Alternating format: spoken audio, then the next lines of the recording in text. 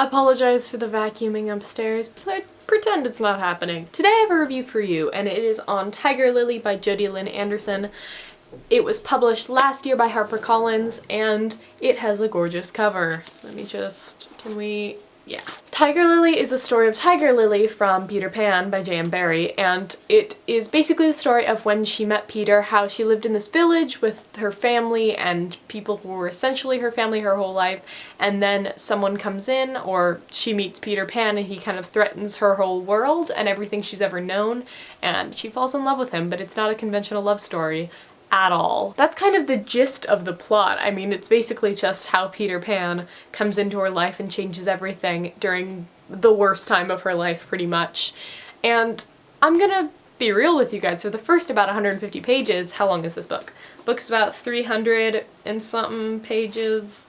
Let's see, it's just about 300 pages, and for the first, I don't know, 100 pages or so, I was not really invested in the story. I found Tiger Lily really hard to relate to.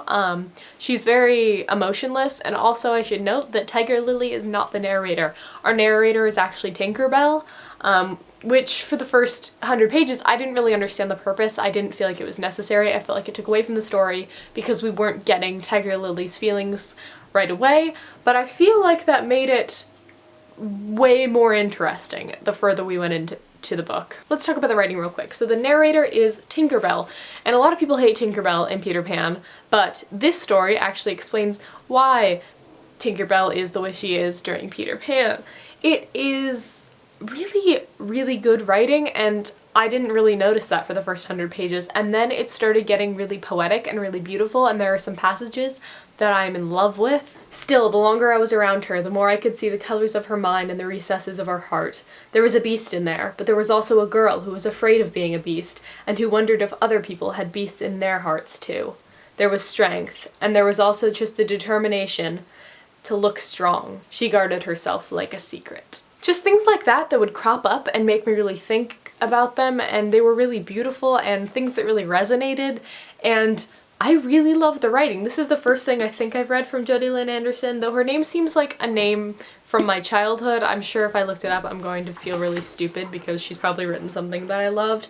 She wrote Peaches she wrote Peaches. I read that a long time ago. I don't remember having really strong feelings about it. The story was slow at first. It is basically just the story of a girl who lives in a village and meets a boy, so it's not like there's constant action adventure. There are pirates involved, but it's not in the way that you would expect. Peter Pan was a really interesting character as well because it was very different. He was very different from the Pan we all know and love or don't love or whatever. It was just, when I think about this book, I am just so surprised because I really didn't expect to like it, and I was really disappointed for a while. And then as it went on, I just grew to love it, and I grew to love these characters and feel so sorry for them. And the last 2 pages, I cried. I mean, you guys know how the story ends if you've read Peter Pan or seen the film. You know that Wendy comes in and threatens everything for Tiger Lily and changes everything, and she is, my heart. I just didn't expect it even though I knew it was going to happen. So yes, if you're interested in fantasy and Peter Pan story, or if you love a good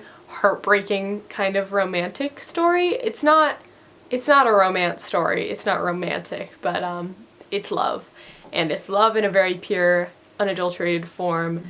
And it's love like we never have read before, at least I've never really read before, so yes, Tiger Lily, highly recommended. I overall gave it 4.5 out of 5 stars. This so far has been the biggest shock of 2013, which is not saying much because I've only read 4 books, but yeah, this is good. I like it a lot. Read it. And that is all for me. I will see you guys next time.